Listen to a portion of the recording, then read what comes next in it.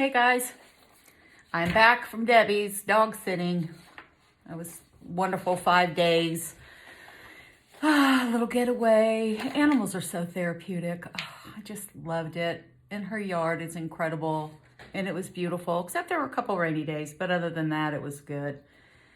I wanted to hop on today because I got an email from somebody after I said that I wanted to interview anyone who had some experiences that they wanted to share. And I did get a couple of responses, and one email from somebody who wants to remain anonymous. And they gave me permission to read this, their story that they shared with me, which I find so completely incredible. And I want to validate this person's experiences because, these things happen. A lot of us have very otherworldly experiences, and just because, not everyone has them doesn't make them untrue. And I think everybody that has had any kind of experience that's out of the quote unquote norm, or what we've been conditioned to believe is normal, should be validated. And, so anyway, I'm going to read this email, and I just congratulate this person for being able to share their story. So they write, "Hello, Jessica. Today I want to explain a little more about myself and my experiences. This is not easy because I am a bit shy about this to tell other people about my various experiences that started at an early age. It is very easy for other people to think that I am strange and weird and perhaps only want to have more attention by telling crazy stories. And so I always tried not to make a big deal about these experiences. However, it seems a bit easier right now as I am quite old. When I was a small child, I had a few alien experiences during the night. Of course, my mother thought it was just my imagination and that I was making up stories, but I was very frightened. When I was about 5 years old, I had a physical experience. One afternoon while I was playing outside, I had fallen asleep, but when I woke up, I had 2 small wounds or holes in my legs that were quite deep. My mother scolded me, but did not believe my story. During World War II, we were evacuated to a small village for safety from the bombings. I had to go to Catholic church every Sunday, just like everyone else. The local priest was very psychic, so people said. And each Sunday when the church had filled, he would walk around looking for me. Then he would take me to the front of the church and would have me sit close by the altar. Eventually, I told my mother, and she asked him about it. And he told her that I was a special child and needed to be closer to God. It was very embarrassing for me. As I grew older, I became fascinated with ghost stories and eventually began to investigate paranormal happenings. I have been reading and studying the various religions, and none of them could fill my yearning for something I could not explain. But finally now I feel it at peace, and I am filled with a knowing. During the 1980s, I met a Native American shaman of a well-known tribe. Actually, he sought me out in a crowd of people and spoke to me at length, telling me that he had a vision of me and was told to make me his apprentice. At that time in my life, I was all but spiritual, but was a real yuppie. Thus began my 10 years of apprenticeship, and I had many, many, many wonderful experiences. Some not so much, but they were necessary. One day during a quiet time, I asked God, "Why do you want me for your work? I'm not a good example." And I got a very loud answer. "You are a real cowboy. But I need someone like you because you can relate to all kinds of people and speak their language, even with swear words. They never offend me." and thus I did much work, but in a quiet way, for many years. Much later, I had moved to another state where I became a member in a spiritualist church. One of the church's mediums told me that I was a medium, and why did I not do the work to help people? So I studied and took the exams and became certified as a clairvoyant, medium, and healer. It's not easy to live in a place where one cannot talk to people about spiritual things, but that is where I am now. Even my spouse knows nothing about and thinks about all of this and thinks it's all just imagination. So I do what I can to spread light in a quiet way, even when I'm shopping or meeting other people. Love and light to your heart. I just think that's so special. And thank you. I know you're watching, so thank you for sharing your story. And I think it's wonderful that that there are people out there who have these experiences, and why shouldn't we be normalizing this? And it's time. It's really time. Everything that I have come to learn over the last 4 years, especially in the last 8 months, is that, there are other ways to live, and it's not just the way that we've been conditioned to believe that we are to be living here. And it goes all the way back to esoteric teachings and ancient wisdom that has been lost. And so I encourage anybody, to come forward, and email me, and we can do it like this anonymously, and I think that's wonderful.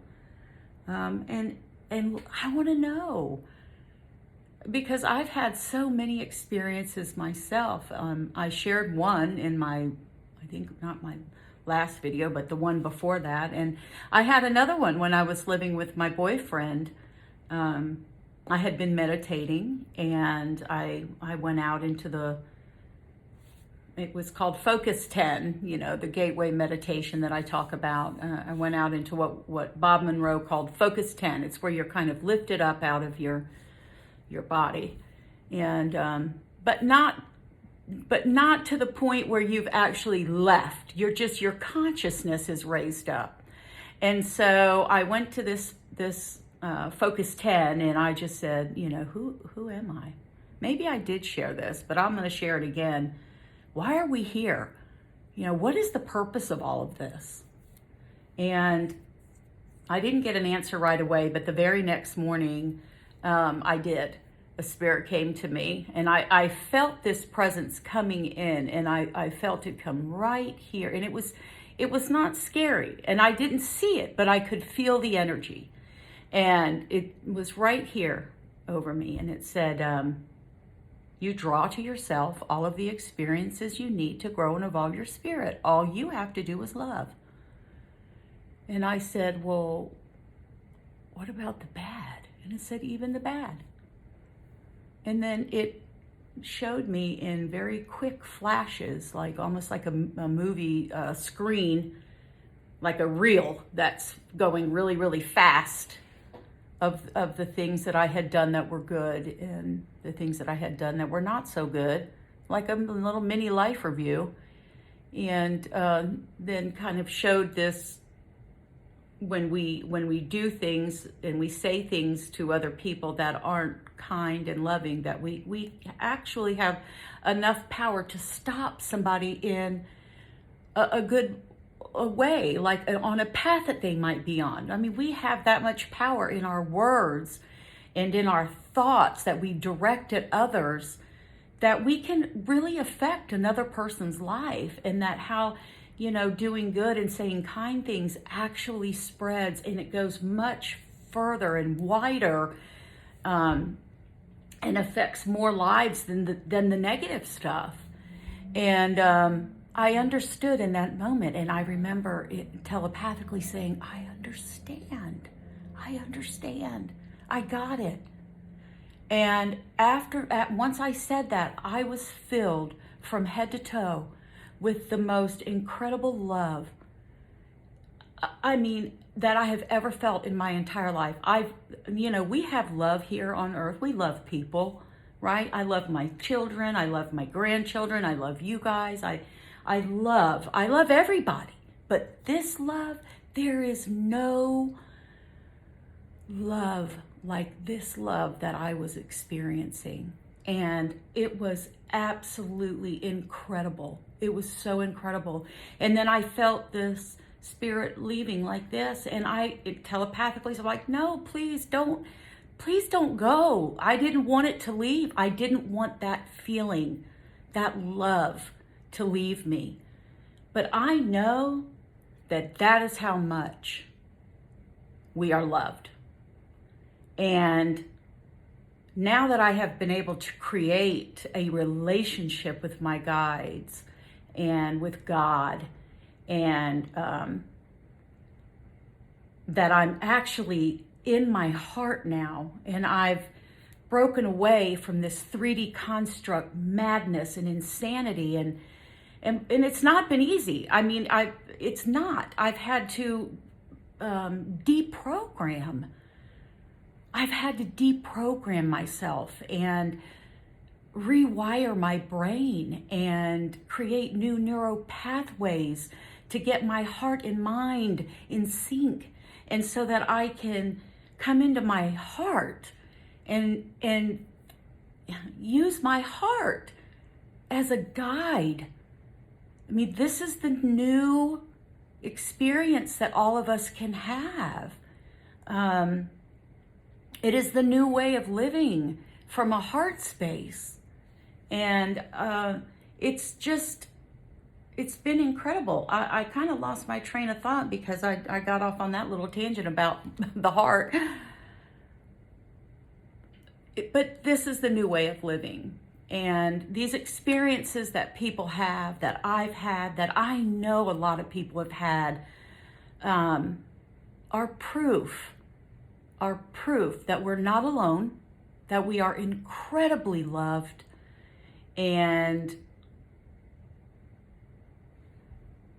that there is freedom. There is freedom in knowing this, in learning this, and having the courage to step out of what we have been conditioned to believe is true. And I mean, yeah, you are gonna question everything that you've ever been told, everything that you've ever been shown, and you might get hurt a little.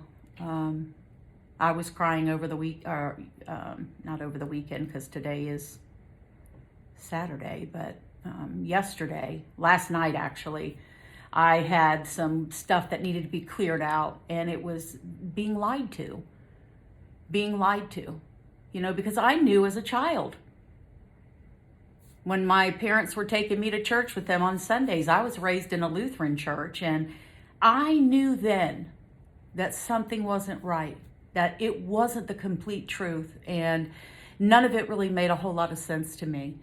And so, yeah, I had to grieve. I mean, I've been grieving a lot, actually. I've been grieving all of the things that I've been told all of my life that I believed, because, when everybody's doing the same thing, and everybody believes the same thing, you feel weird if you don't, and you get sucked into this way of believing and thinking and living. And to know that, there's another way, and that we were lied to in many, many ways, was disheartening. And I've had to cry that out and get that out and get over it, and not get over it like in a bad way, but I've had to move through that and transmute those feelings and send it back to God to be turned back into love and light. And that's what we have to do. That's part of evolution, and that's where we're going. We're moving forward, and this has everything to do with consciousness, and we are not the only beings in the universe. Hate to break it to you, but we're not. I mean, we would really be awfully narcissistic, wouldn't we, to believe that we're the only life in this entire universe? But anyway, thank you for listening. And if anybody else wants to email me, please do. divineunionofthesoul@gmail.com.